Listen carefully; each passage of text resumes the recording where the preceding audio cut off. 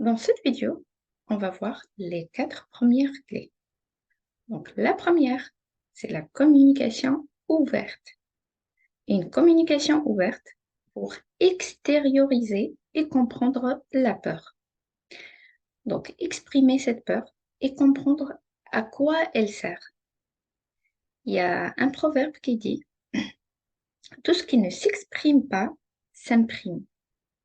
S'imprime à l'intérieur de soi et ça va donner lieu à des problèmes de gestion de sommeil, de peau.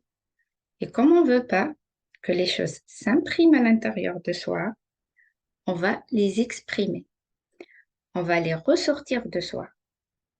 L'idée est d'aider votre enfant à exprimer cette peur, sans chercher à le rassurer et sans chercher à trouver une solution tout de suite. Sinon, vous allez bloquer ce processus et l'idée de ressortir en écoutant, ne pas de rassurer. Et comprendre en fait pourquoi cette peur est là. Qu'est-ce qu'elle veut me dire? Pour ça, il faut lui poser plus de questions possibles en ce qui concerne sa peur. Et la vôtre aussi. N'hésitez pas à formuler aussi votre appréhension vous-même de votre côté, sans les dramatiser. Juste on l'exprime, en telle qu'elles sont. Donc c'est ça pour la première clé en ce qui concerne une communication ouverte. Pour les outils, on peut utiliser la boîte à outils. Sur du petit papier, on peut soit dessiner, soit écrire de quoi il a peur. Ou même, on peut utiliser des post-it. Donc, après, on place ce papier dans la boîte à peur. L'idée est de matérialiser cette expression de la peur, de la ressortir de soi. On peut utiliser des images pour expliquer à l'enfant la peur. Qu'est-ce qu'elle fait dans le corps? Elle peut donner envie de transpirer, elle peut donner envie de se figer sur place, de crier, de s'enfuir, de ne pas envie aussi d'aller à l'école. Plus votre enfant découvre quelles sont les spécificités de cette peur, comment elle se manifeste, et plus votre enfant va maîtriser cette peur. Donc, on passe à la deuxième clé. Réduire les paramètres inconnus. En fait, le cerveau se met en mode danger face à l'inconnu. Donc, l'inconnu est un danger. Ce qu'on va faire est de réduire tous les paramètres inconnus qui peuvent y avoir pour créer une sensation de maîtrise de la situation. Alors, quels sont les éléments inconnus? Il y a par exemple l'école. Donc, dans, dans quelle classe je vais être? À quoi ressemble mon école? Donc, vous allez faire le chemin pour aller à l'école plusieurs fois avant la rentrée scolaire, soit en voiture, soit à pied. Faites-le plusieurs fois pour qu'il se familiarise avec ce parcours. Aussi, échangez avec votre enfant sur ses préférences. Qu'est-ce qu'il préfère faire, par exemple, dans la cour de récréation? Essayez le plus possible d'en parler pour que cette image, cette visualisation soit de plus en plus connue pour lui.